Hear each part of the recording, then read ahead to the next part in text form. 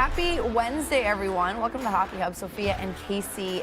We're like regulars now, Kasey, you and I. We get Adam in the mix, but I feel like you and I got it going. Yeah, I mean, you're everywhere. Kasey is the face of Nesson right now. You're doing it all. Just finished. Boston has entered the chat, but on the Hockey Hub today, and you're going to be really excited about one of the segments because it was your idea, but we're going to be talking goalie masks, best ones, and there's like, what a random thing to talk about, but there's a reason, because we have Jeremy Swayman on the show. He talked about his upcoming, he gave us a little teaser, right, about his goalie mask. Yeah. Thanks to the question you asked. So we had Jeremy Swayman on the show, guys. Big deal. Obviously, everyone knows about the season that the Bruins had last year, including Jeremy Swayman, and he addressed that. He addressed the growth. He addressed the excitement coming up for this year. So there's a lot of good stuff.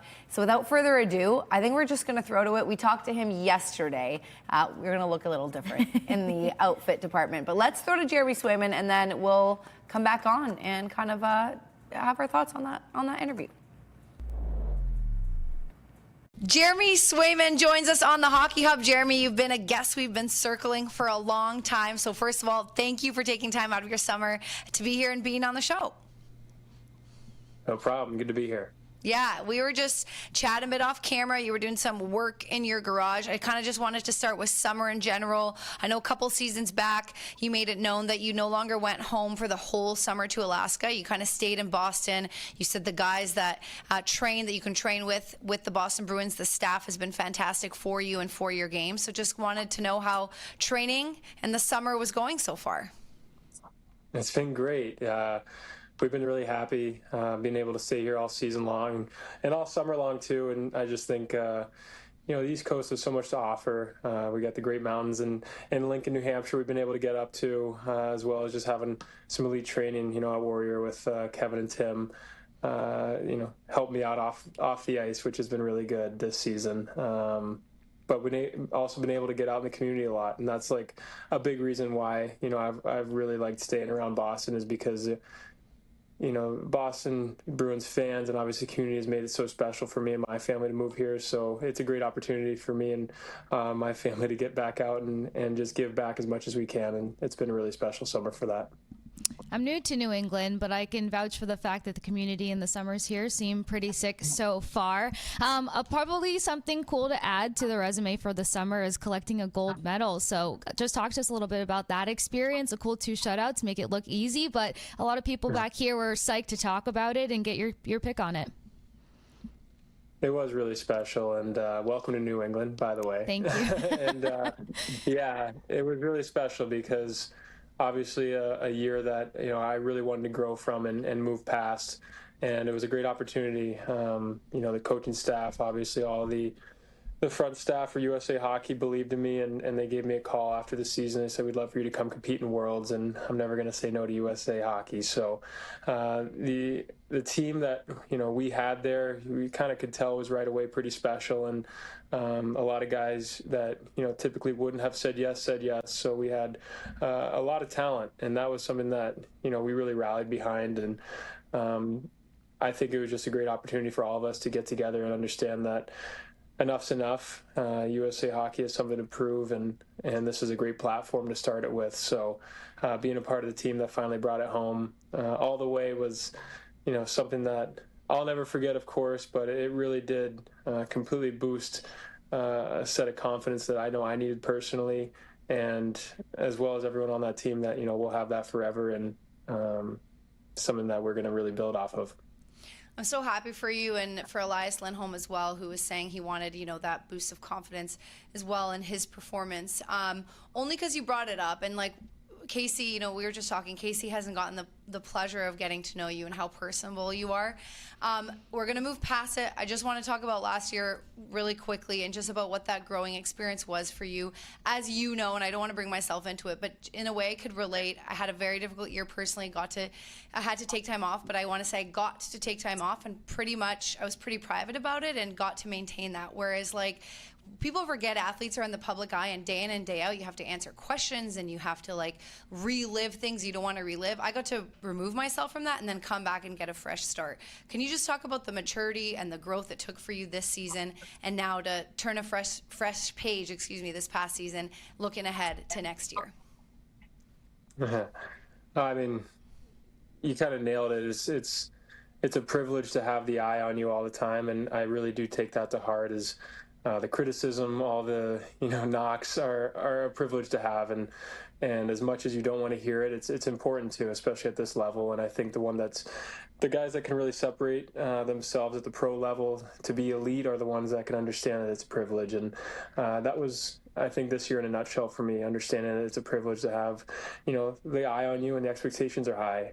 What everyone needs to know is that I have even higher expectations. And that was something that I had to battle with and understand. When I wasn't getting the results I wanted for my team, I took it personally and felt like I was letting a lot of people down that don't deserve to be let down. And, again, for me, I think that was something between the years that I needed to figure out, and I put in the hours. So I've reached out to the right people. I have so many people in my corner. I have an entire army behind me, and it really does start with the team that I have here. And that, for me, I think released a lot of unnecessary thoughts, unnecessary stress, and I'm in such a better place now because of it, and the maturity that I've gained, through the ups and downs of the season like that.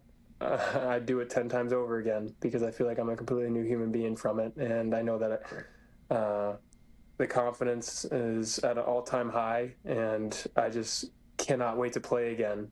And that's an exciting feeling, especially coming into September here. Yeah, really taking that pressure or making it more of a privilege and putting a chip on your shoulder with it. I love that you kind of mentioned the human aspect of it, as Sophia brought into it, and everything that you've kind of taken from this past season. But a lot of guys, when they get a chance to wear, their country across their chest, one of the things they talk about most is getting to play with guys that they don't get to play with all the time, and getting to learn from guys that they don't get to learn from all the time. Between Four Nations, between this summer, is there anything that you picked up on that kind of motivated you, inspired you, or just give you a different perspective heading into this season? Absolutely. It's such a good point. And I think, as hockey players, professional athletes in general have such a privilege to meet the world's elites. And I felt like I was able to be exposed to that this year twice, exactly what you said, Four Nations and at Worlds.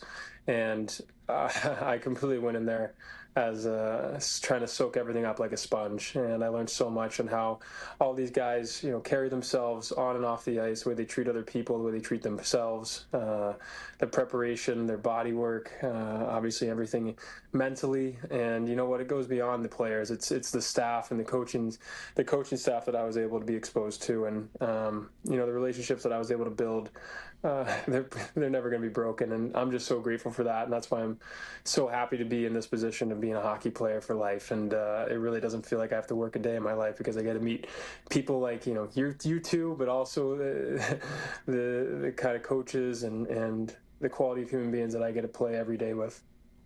Listen, I can feel, I'm a big vibes person, energy person, and although we're like digital right now, I can feel the positivity and energy and like excitement for this season and coming from you. And we've had several Bruins guests kind of leading up to training camp, Jeremy J. Leach, we've had Sean Corrali, Mason Lohrei, and every time we have another guest, and then now you're one of them, my vibe and my expectation for next year I just get so much more excited about turning a page and a new leaf in terms of this retool that the management is calling it into, like alchemizing it into such an exciting opportunity for the guys trying to crack the roster and for you guys. So from your perspective, what is, even though people haven't reported for training camp yet, what's the energy and the vibe around the Boston Bruins from an inside perspective? I think there's just opportunity, like you said, and what we like about it is it's a clean slate. Every year offers a clean slate, but this year especially, I think, with there's established positions, but there's also positions that are open to be established. And I know for me personally, I want to set a new bar for myself. I know that every guy in that room wants to set a new bar for themselves too, and that's kind of the culture that is our job as players, and now a veteran guy to really set. And we lost guys that were carrying that culture for a long time, and that's something that I think it's my duty and all the other guys that have been there for 5+ years to incorporate, and also just understand that we have a job to do, and we have a lot to prove, and that's something that's really exciting to be as a player right now. A lot of people don't realize kind of the the weight that plays into everything for players when there's a lot of moving pieces, and then especially as a goaltender. And I'd really love to get your insight on this.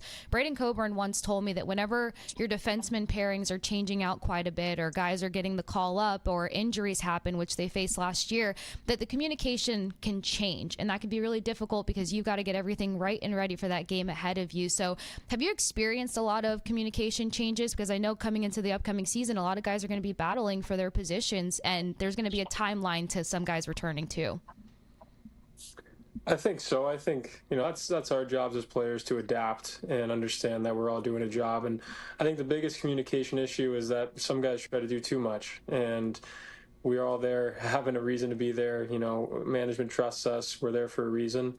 And so we just had to do our job and allow everyone else to do their job. And I think what can be misconstrued sometimes is that there's too much doing almost. And that's something that, we all can communicate about and understand from each other. But again, we're really excited about Marco coming in too. And I've heard nothing but incredible things, the way that he is a team-oriented guy. That's something that we've needed. And I know that we're going to really rally behind that. And I'm excited about that too. So that's something that, again, I think with communication with the guys, it's only going to get better and solidify itself through the year.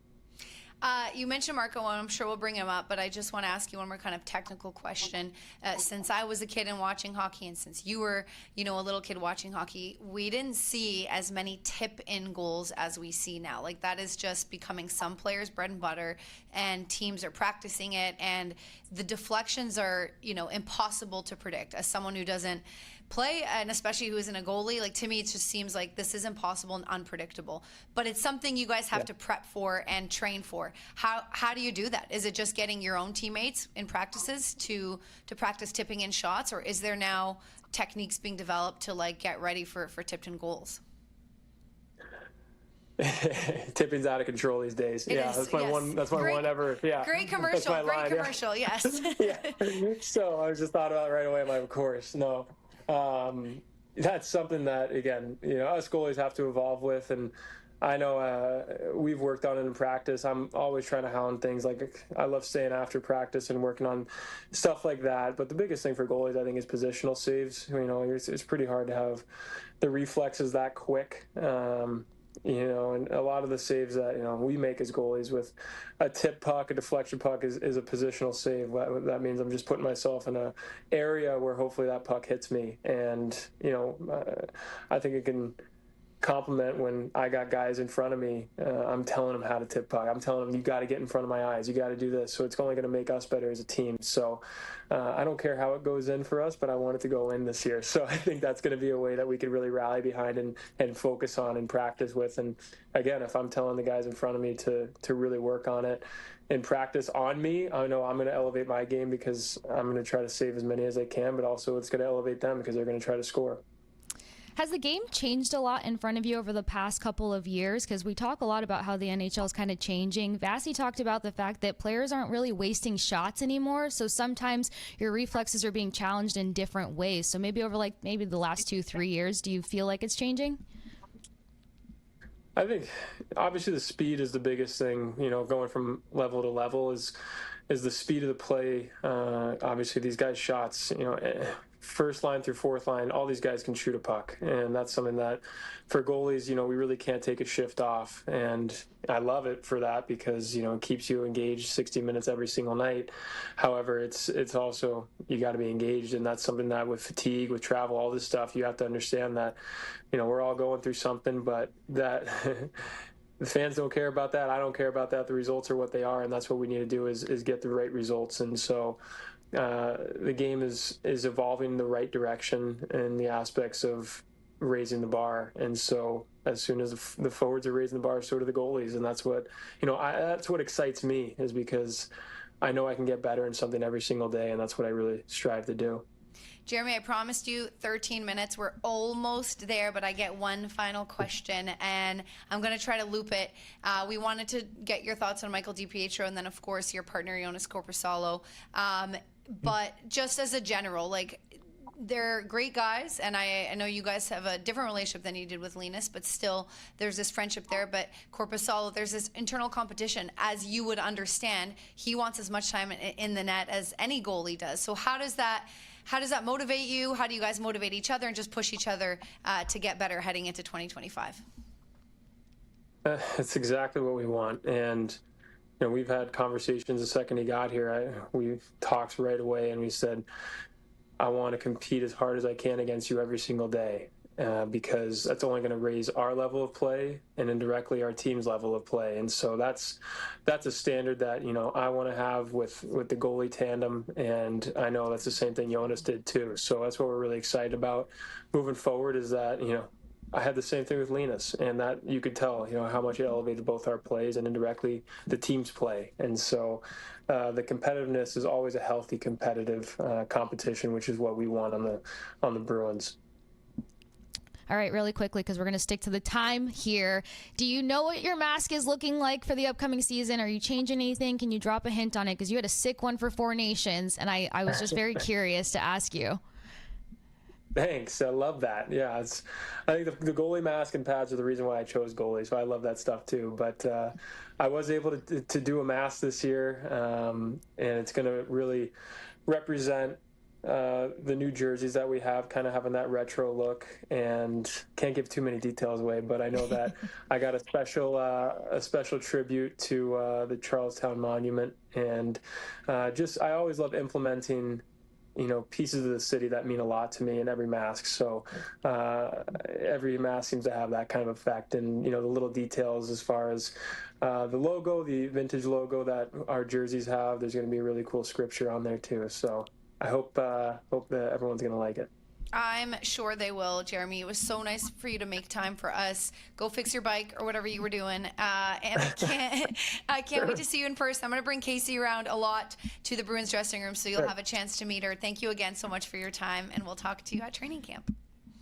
Likewise. I can't wait. Thank you, guys. Likewise. See ya.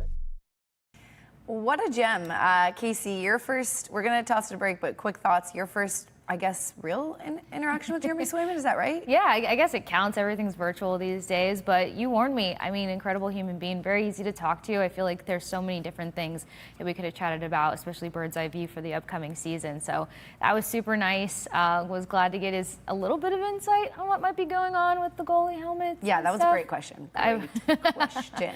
I told you, I'm a nerd about art sometimes, so I was like, if I could sneak this one in really fast, then that'd be great. But no, he's incredible. Well, guess what? We're not going to be done talking about it. We're going to talk about it after break. We're going to take a look at the best goalie masks, I think, of all time or around the league. Kasey's super passionate. I'm just going to sit back and comment on whatever she brings up. But we're going to talk that and discuss Hampus Lindholm, a new article that came out at the Boston Globe. Some good insight there. Don't go anywhere. We'll be right back after this.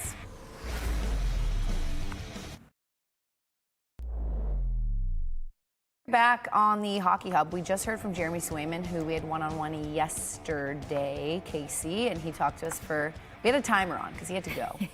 But you properly timed it. I have to get better with time. Yeah. I pushed it. He wanted 13 minutes. Somehow we compromised. And we got 16 minutes out of Jeremy Swayman. So that's great. And you snuck in. I was getting nervous. I was like, oh, God, she's sneaking in a question.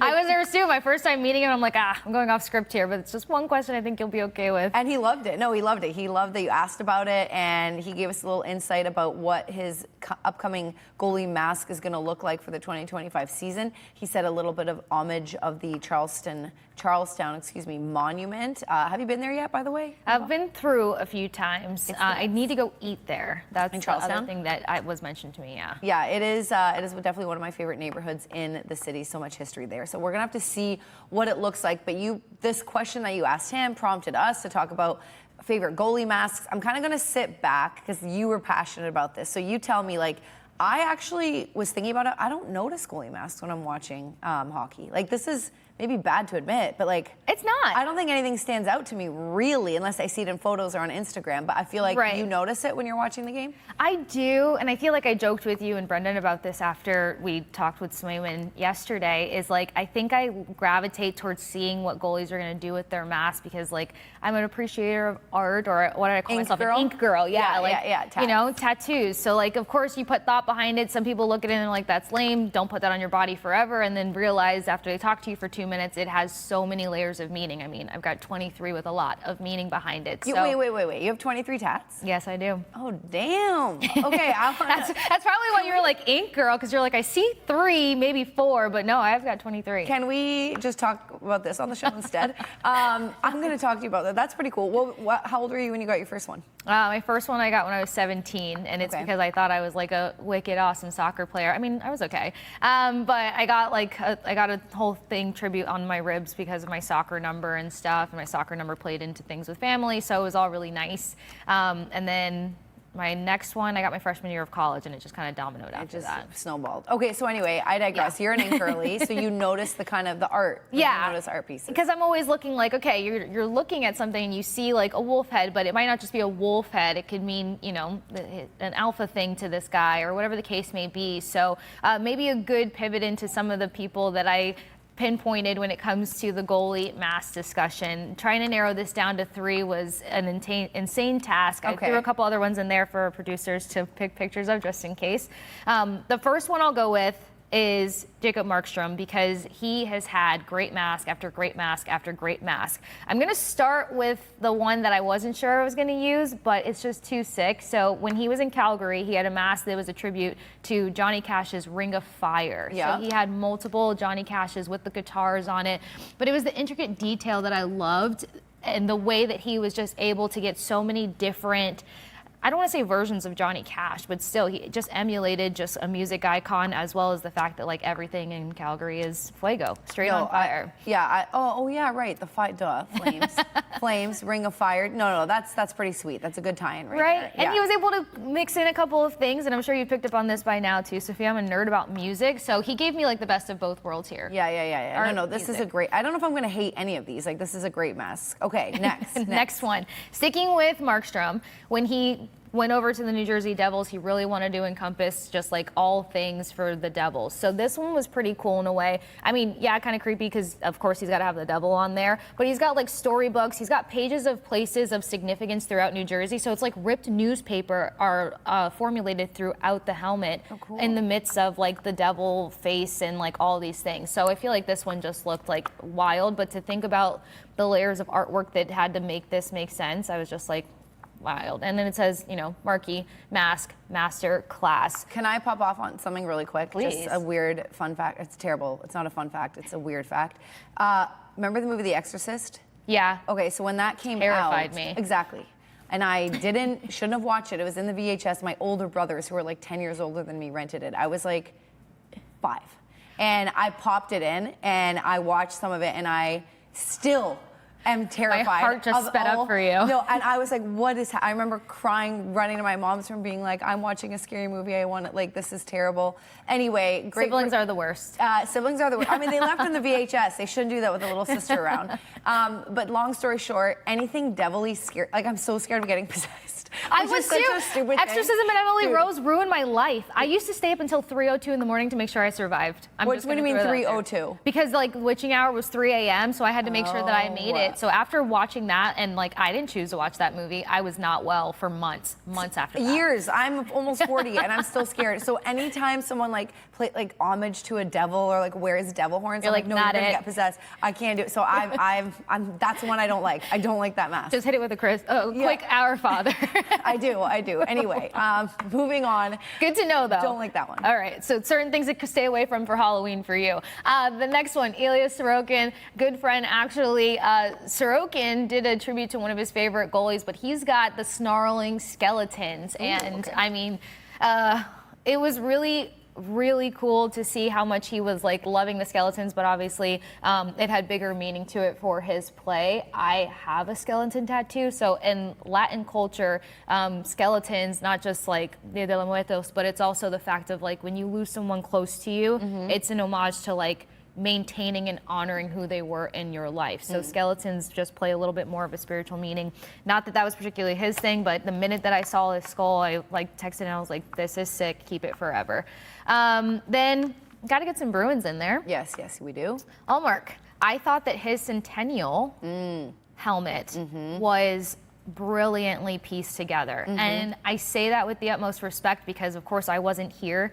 You were here, Sophia, but to know about to see how he blended the stories, I feel like if you're not around it, he still did a great storytelling job on his helmet to make you like see like, wow, this is amazing. So, you know, to have the Bruins signal, to have the sequelices of the different big time Bruins players on it and everything in just such finite detail. I thought this was amazing. It would have been so hard to, I agree with you, and it would have been so hard to choose, like you're celebrating 100 years of history. Right. Original 6 team, like that's not an easy one to like pick the art and then obviously they get to pick it. But I think he did a great job. Like you said, he didn't make it about him, he made it about the past and then he's just wearing it. But what an honor. And like I think you know this by now, I think I've talked about on the show, decision paralysis. Like I cannot make a decision to save my life. Literally in therapy for that, making decisions. Like, how do I do that? Felt some of that yesterday. Yes. Deciding things. So if I'm trying to wear a mask that represents the last 100 years and then it's, you know, all over the internet, like I don't know, I'd freak out. So I think he did that would be a tall task. Yeah, he did a really good job. Did you have other Bruins ones or was that the one? Not others Bruins ones. Okay. Others Bruins ones. Words will be good for me one day. One that I thought was kind of funny, so just kind of taking away from all of the intensity of the meaningful things for the LA Kings. Will Ferrell gets a little bit of love. We were trying to find better pictures, but Ron Burgundy entered the chat here on I love this mask. Yeah, and it was just kind of like, it was like, you see him on the glass for every game he could possibly be there for. So like I thought that this was pretty brilliant of him to be like, hey, you're one of the faces of LA and also going to make it on my goalie mask. Do you know if he ever acknowledged it? Like yeah, Will Ferrell did on some late night show or whatever, and he used the Ron Burgundy joke. He's like, I'm kind of a big deal if you hadn't heard, and then it cuts to the helmet and all the different shots on there. So I was like, I love that. But look, I love when things can meet. Entertainment and hockey, music and hockey. There's room for all of it. So I thought this was a good ad. I mean, the players don't really get, and this, it's going to change with the new CBA and like their outfits, but they don't really get that much artistic expression, right? Yeah. So, and they're covered up. Like soccer players, you can see their legs and you can see their arms, but hockey players are covered up. So even if they are tatted up, like you don't get to really see that in the game. Yeah. So they don't get a lot of artistic expression. So if you're a goalie and you get to do that, I think that's pretty cool. Now with the outfits, that's a whole other discussion, but I'm excited to see that in 2 seasons. What kind of fits? I wish, I mean, we didn't plan for this. We're going to keep talking about the masks, but I do like the standard of like dressing up in the hockey. Suits. I do it really stood like out. that. I know, I'm kind of a bit sad. Yeah. I feel like it would be cool if they got to do like 1 or 2 games a month. Like for 2 games a month, you dress whatever you want, but then there's still that suit standard. But yeah, I wasn't or invited. maybe like away games, or that. Flex. Home games, suit up. Yeah. You know? Yeah, something like that. Yeah. We weren't invited to the CBA negotiations, though, so maybe next time. You guys just want some extra thoughts that matter and make sense? I mean, hey, we're Call here. us. Yeah. But anyway, either way, we're going to see that expression. I think our producer, Brendan, has a couple of Bruins masks that we want to throw out there. So I don't know where we're starting, so just throw it up on the screen and we will react to it. But okay, obviously, yeah. So I was going to say if I'm going to pick one, because I told you I'm kind of indifferent to this, it is going to be Jerry Cheevers and his OG mask. As you know, he's the guy who started wearing masks. I cannot believe that goaltenders didn't before that. Thought of not. Exactly. And then that representing all the cuts, the stitches, the bruises that they actually had on their faces when they didn't. So that's probably, for me, the OG, the best one of all time. What do we have next, Brendan? We'll get to it. Okay. Oh, yes. This is awesome. The bear. Okay, yeah, look at this. Does he lift up? Okay, I was waiting. It's a GIF. It's just a GIF. He does not look up. But this Tuukka Rask, who we're going to have on our show at some point in the future. But this is definitely up there for all-time Bruins masks. And then what else do we got? Where are we ending? I think we have one more that we're going to show, and this being Andy Moog, best mask, best name. Yeah, so this too, like super class, not this like abstract art, just a bear growling, and then obviously the cage kind of representing the face. See, you can see at the bottom. Oh, it's the like mouth. a wide open, wide open mouth. Yeah. It took me a minute to realize that. Amazing. That's pretty good. Yeah, that is pretty good. And we're gonna see what the other. You kind of got me into this now. Now I'm gonna be paying attention. See? Now I'm gonna be paying Because attention. I feel like some guys you feel like you learn something. Others it's just like it just emphasizes some of like the fun things around the team. Like I want to say that Saros has a predator on his, and like the bottom of the mouth is also on his helmet, but it's just an extreme intricate detail of like the skeleton of a predator, a panther of some sort. Yeah. So it's really cool. But then like there's a few guys where like they tell stories where like I knew it wasn't Bassi. I think it was when we had Michelini on our team. Okay. And he like had his kids draw up some things and then had it as like a portion of his helmet. So it's just like, yeah, you never know. You know what? I'll be paying more attention to that. Great question. It's a conversation starter. Yes, and great question to Jeremy Swayman. He lit up when you asked him that. But we did ask him a bunch of other things, Kasey. So let's roll back and just think or talk about what stood out to you. If you don't mind, I'll go first. Yeah. I'll go first. No, I mean, honestly, I was curious about his vibe. Like, so he's known and been known as like the smiley kid, and he's, not really a kid anymore, but when he started, that's what everyone talked about, this glass half full, positive, and he talked about his mentors. And I was, curious to see if that after this year, if that would stick through in his interviews, if he'd be a little bit more protective. But no, like I think he was a bit protective in the locker room, as he should be. Like, I get it. This is your life. And like I said, in my question, you're criticized all the time, whereas I got to like just go away for a bit and not answer any questions. He has to answer day in and day out, as is part of the job.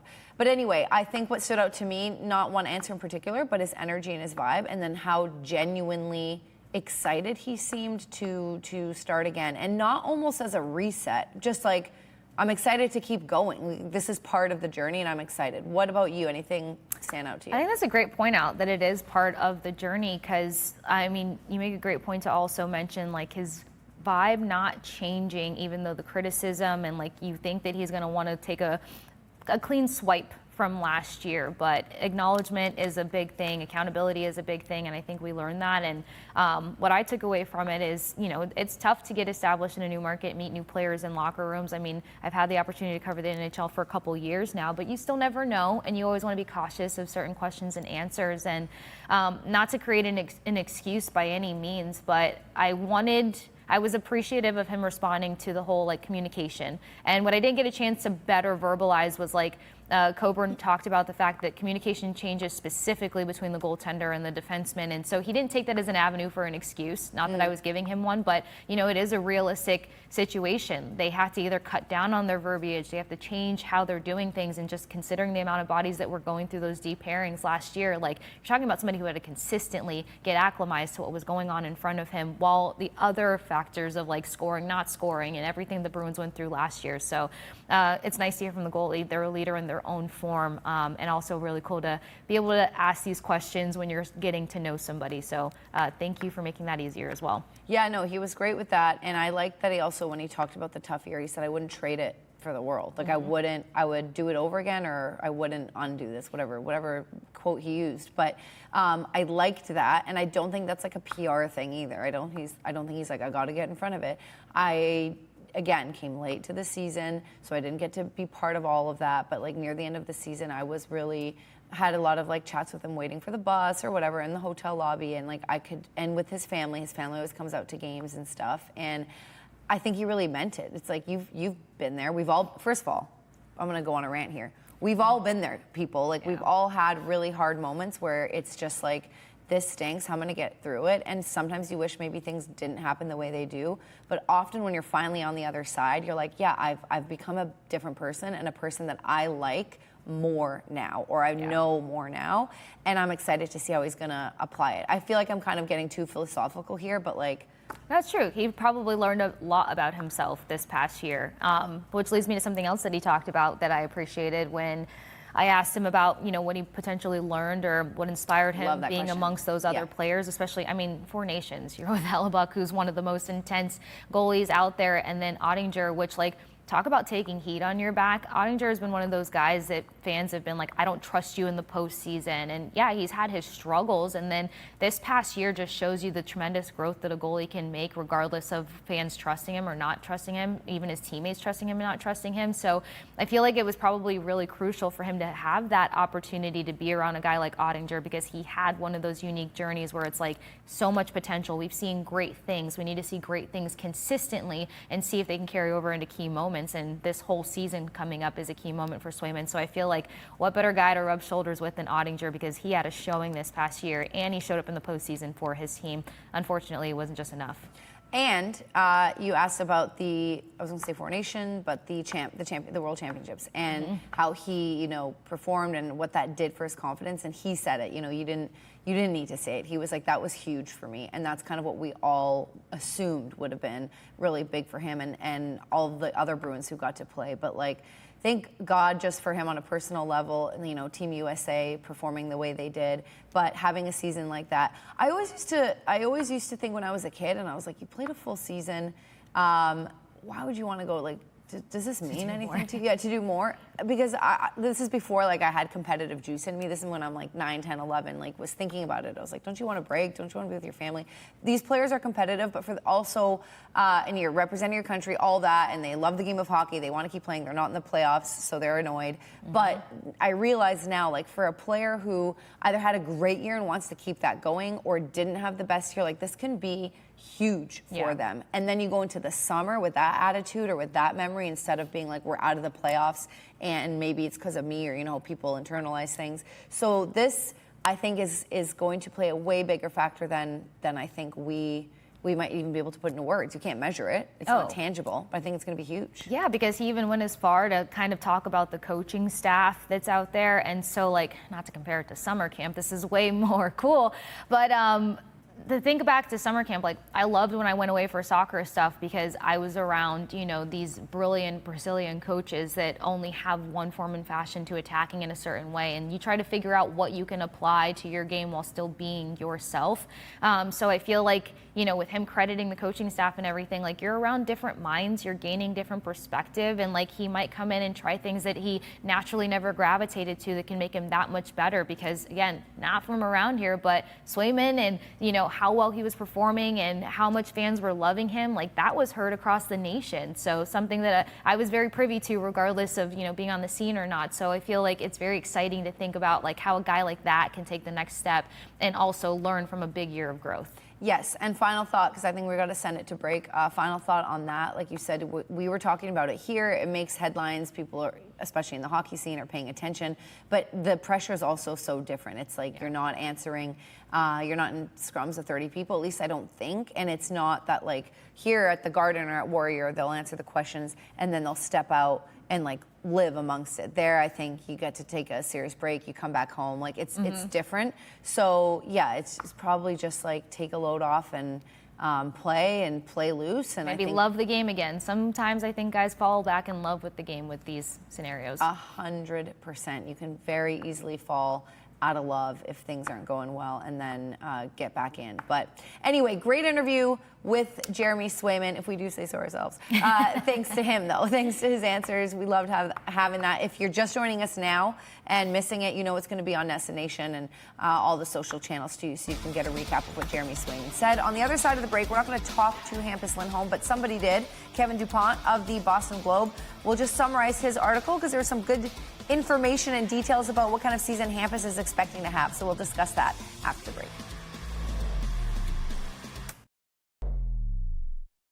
Welcome back to the Hockey Hub. We have been talking about Jeremy Swayman and the season that he's anticipating. Tough year for him personally, but obviously on to better things. Another player on the Bruins had a tough year in a very different way, that being Hampus Lindholm, because he couldn't play and had this season-ending injury, try to come back, couldn't, and basically had to watch his team struggle through it without him, and then you're rehabbing something that you're not sure is going to affect your career for the rest of your life. We're going to get into that, but just side note, so many players who have these long injuries, the mental battle is insane.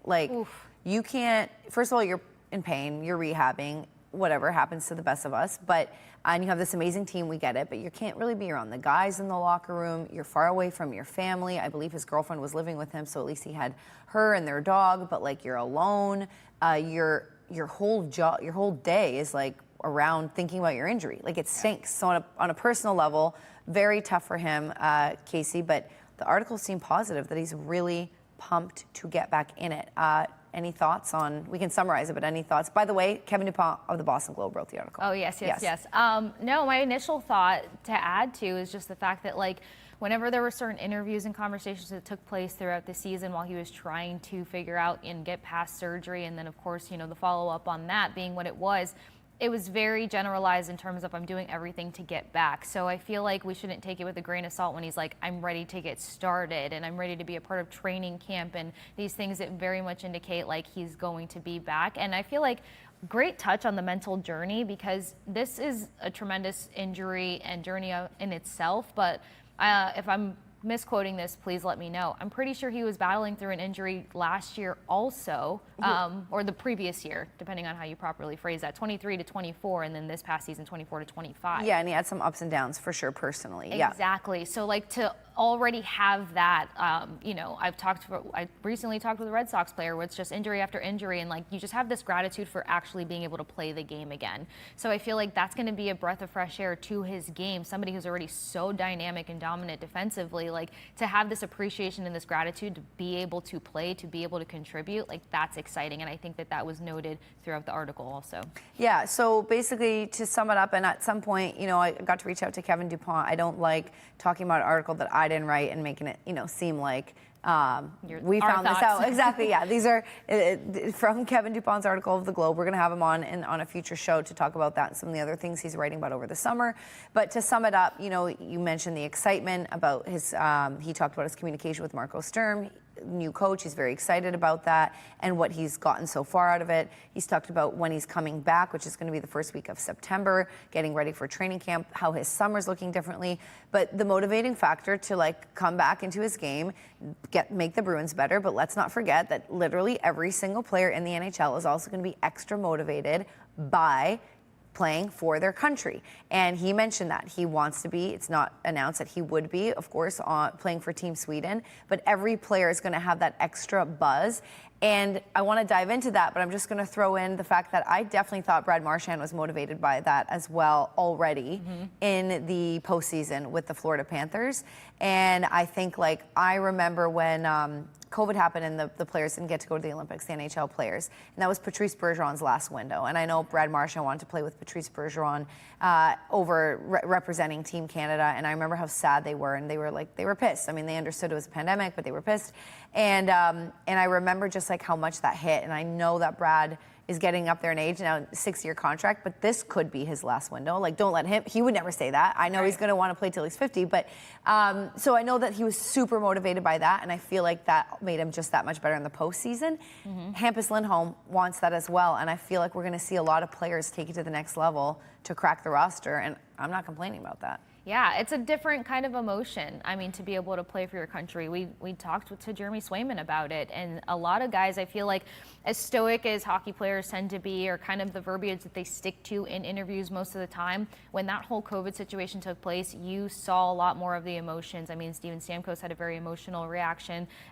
Victor Hedman, fellow Swede, he was very vocal as to like what that meant and how frustrating it was to not be able to suit up for his country. And there was still so many question marks as to how they were going to resituate that. And I just think to myself, like, Victor Hedman, Swedish defenseman, you got Hampus Lindholm, and I know that Swedish players, it's very much their DNA over there, just like Canada. So like, not to try to make one better than the other, but it's something that they eat, sleep, and breathe, and like their family is always intertwined into it to such an intense degree. So it's going to be an extra motivator. I think that's a huge point out, and I couldn't agree more. I remember you mentioning it months ago that like for Marchie, it was going to be the fact that like he's going to want to represent his country, and he made a case for it. So this is the time to do so. Yeah, and I mean the teams in charge of the staff in charge of like picking for Team Canada or Sweden, like they're watching no matter what, but like it's hard to ignore when you're making headlines and you're having game-winning falling down goals, and like Marshy did, and you're 37 years old. So after you've been traded, so they definitely, he got some attention there internationally. But not only Hampus Lindholm, Jeremy Swayman's going to be motivated. Andrew Peeke is going to be motivated.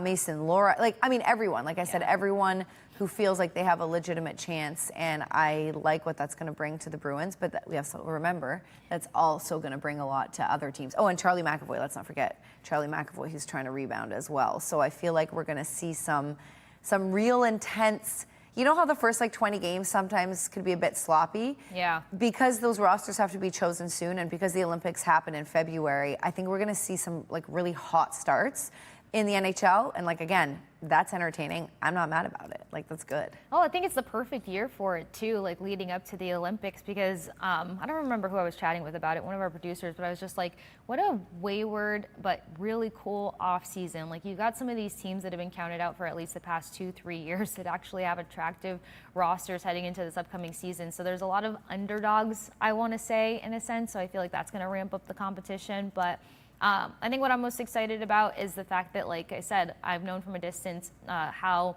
dynamic a guy like Hampus Lindholm is, and to think that having the right defenseman in the lineup can elevate things. And I feel like at this point, Bruins fans are just kind of holding their breath to figure out where does reality lie from expectation to kind of imagery. So a lot of questions can be answered here. And something that was super cool about him and his skill set is just kind of him and McAvoy together, their ability to generate rushes, and when they're both healthy, they were one of the leading defensive pairs out there to make that happen. And when you got that going for you, look at the Flyers, not the sexiest team, but they were very hard to play against this past season because they let in rush chances. So I feel like there's just adding sprinkles of hope throughout all of it. Oh yeah, I'm really excited. And side note, I think we're going to send it to break and come back, obviously answering some fans' questions and talk about favorite goalie song. But I do want to say something about Hampus. We had him on a show that we used to call Back to Work, and it was during the during training camp, and the players would come up off the ice and sit and chit chat with us for 30 minutes. It was really nice. We had a long time with him,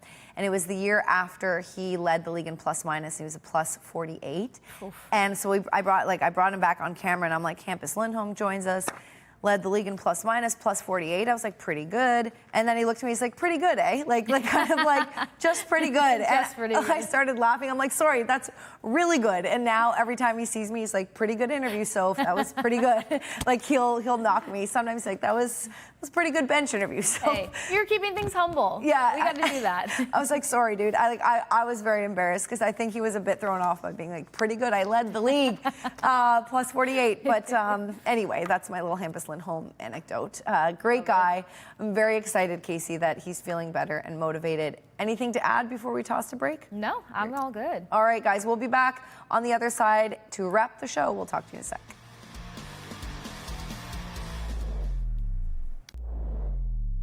Welcome back. I feel like merch and branding is a big thing these days. People love, represent cool funky t-shirts representing things. I have this Ness, I think we've talked about this, I have this Nesson t-shirt that has the Nesson logo that I wear around the city sometimes and get a lot of questions of can I get one? Yes, you can. Now you can. Wicked Wearables. I got to read the website because I always screw it up. So this is in partnership with Breaking Tea. Nesson has a bunch of different gear and swag that you can now get for yourself and wear around the city. Yeah. Yes. So check it out at NessonWickedWearables.com. Kasey, as promised, we are going to answer some fan questions. I don't know if I'm actually going to answer this question. I'm just going to give a comment to this. Some insight to this question. Mm-hmm. So at NK2012, commented on Alex Steeves and Mate Blumel. He says Steeves Blumel, or he or she says Steeves Blumel were sneaky good signings. Those guys were number 1 and 2 in the AHL goal scoring last season. In my opinion, they have a better chance to break out, make the lineup than some of the Providence guys, except Dan's Lockmellis. But anyway, all I want to talk about here is what I know about Blumel is that David Pastrnak reached out to him. And so he's from Czechia as well, reached out to him and said that hey, we got a good thing going here.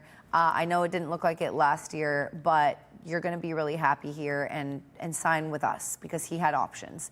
And I like that. I think love that's to hear great. stories like that. Yeah. Yeah, because you want one of your leaders to be be vocal about like, hey, this is still an attractive place to land, and this is why. So and then it shows that Pasta cares too. Like, hey, Exactly. number one, if Pasta reached out to me and said, I want you to broadcast for my show, I'd be like, that's the biggest compliment ever. Like, you believe in my talent.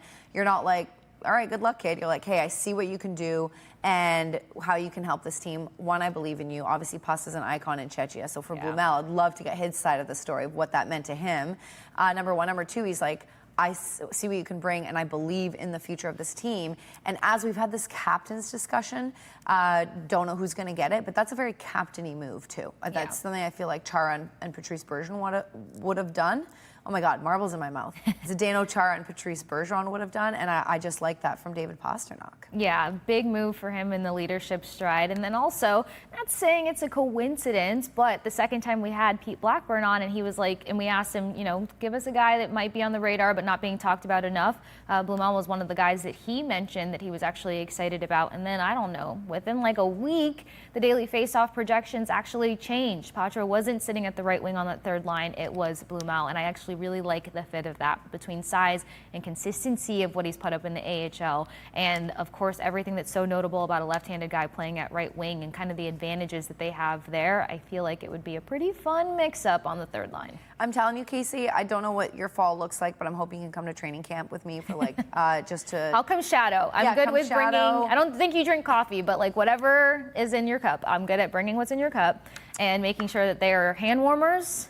I don't know if you get. I would never. You're not an intern. Do not put yourself. And even interns, like I feel. I'm a team player. I'm never letting anyone get me a coffee unless they're getting one for themselves. But which like, I always am. You hear me complain about caffeine all the time. Girl, slap me if I ever tell. Like literally, slap me if I ever tell someone get me a coffee. Like literally. No. My I'll let the world know. Sophia's never asked for coffee. I'm just offering and then being able to make sure I'm useful at training camp. Call my parents and tell them to ground me if I ever do that. If you're getting yourself a coffee, you could bring me one. Where do you rank in siblings, by the way? 4th of 5. The best. Actually, I rank number 1, the best. Oh, there you go. Better obviously. answer. But no, 4th of 5. And I had to, maybe because I had to do all the chores and errands for people, but I'm never, and I know how it hurts, so I'm never going to make anyone do that. But that's you're going to why come. I asked. I'm the youngest of 4. Okay, so you had to do that, probably, right? Yep.